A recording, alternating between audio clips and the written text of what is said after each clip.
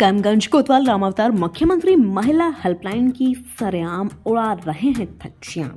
कई बार मुख्यमंत्री पोर्टल पर की गई शिकायतों के बावजूद झूठा निस्तारण भेजकर हेल्पलाइन पर लगा रहे हैं दाग। मामला करीमगंज कोतवाली का है। मोहल्ला बजरिया निवासी शिक्षक प्रदीप भारद्वाज के परिवार को लगातार उनकी अपराधी प्रवृत्ति गुंडा किस्म के भाई ने गुंडों के साथ घर में घुसकर जबरदस्ती उनके हिस्से में बने कमरे पर कब्जा कर लिया और उसमें रखी सेफ का ताला तोड़कर उसमें रखे कीमती जेवर व अन्य सामान लूट लिए। यहाँ तक कि हद तो जब हो गई जब प्रदीप भारद्वाज की पत्नी अनुराधा और विकलांग मंद बुद्धि बेटे विधान को दबंगों ने 2 नवंबर सुबह 7 बजे के लगभग घर में घुसकर मार कर मरणासन स्थिति में कर दिया। आए दिन नए नए तरीकों से शिक्षक परिवार को इतना प्रताड़ित किया जा रहा है कि प्रदीप भारद्वाज की पत्नी अनुराधा और उनकी 2 जवान लड़कियां व विकलांग मंद बुद्धि बेटा जिलाधिकारी कार्यालय के सामने आत्मदाह करने की धमकी दे चुके हैं। लोगों का आरोप है कि करीमगंज कोतवाल रामावतार मोटी रकम डकाते हैं और अपराधियों को दे रहे हैं शरण, नहीं कर रहे कोई भी कार्यवाही। उच्च अधिकारियों से कई बार शिकायत करने के बावजूद भी अभी तक नहीं हुई कोई कार्यवाही। कई बार सारी मर्यादाएं भूलकर कोतवाल रामावतार ने शिक्षक पत्नी व बेटी की इज्जत को करीमगंज कोतवाली में किया तार। कई बार थाने में गंदी अभद्र भाषा का प्रयोग दबंगों द्वारा जान से मारने की नियत से शिक्षक परिवार पर किया गया है हमला।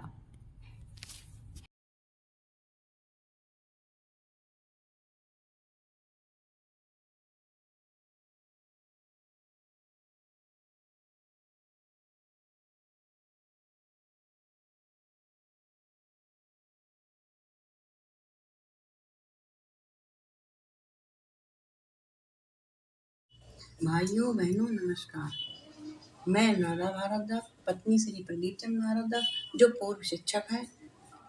2 नवंबर 2024 को 7:30 बजे मैं मंदिर गई हुई थी। अपने घर पे 2 बेटियां और अपने विकलांग बेटे को छोड़ गई थी। मेरे पीछे कुछ ही समय के बाद सतीश चंद नीचे दुकान में आए रेकी करने के लिए। उसके बाद वो चले गए। चले जाने के बाद थोड़ी ही देर में एक अज्ञात व्यक्ति और उसके साथ में सचिन का साला एक अल्ट्रासाउंड का थैला पकड़े हुए था और गेट पर आया कि मुझे पथरी की दवा चाहिए। उसी के साथ मेरा जेठ का बेटा गुड्डू भी खड़ा हुआ था और उसने कहा पथरी की दवा मुझे चाहिए। तो उसने आगे मेरा बेटा कूड़ा फेंकने जा रहा था। उसी बीच में गेट खुला। गेट खुलने के बाद वो अंदर घुसने लगे। घुसने के बाद मेरे जेठ के बेटे ने कहा कि तुम अंदर कहाँ जा रहे हो, दवा तो यहीं मिलेगी। तो उसको धक्का दे दिया। उस धक्का देकर अंदर घुसाए। पीछे से पूनम और सचिन वो दोनों भी घुस आए। ये चारों व्यक्ति अंदर घुसकर मेरे बेटे को डंडे से और जंजीरों से मारने लगे और कहने लगे इस लंगड़े को ले चलो, इसको घर ही कर देंगे।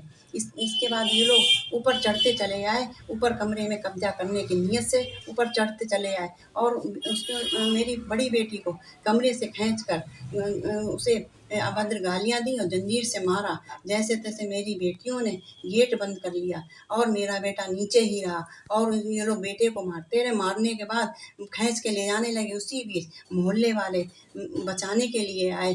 तो मोहल्ले वालों से इन लोगों ने कहा कि तुम मेरे बीच में क्यों बोलते हो और तुम्हें क्यों जरूरत बोलने की। और कहा कि इन लोगों की भी देख लेंगे, इन्हें भी मारेंगे। ये कहते हुए वो लोग यहाँ से चले गए।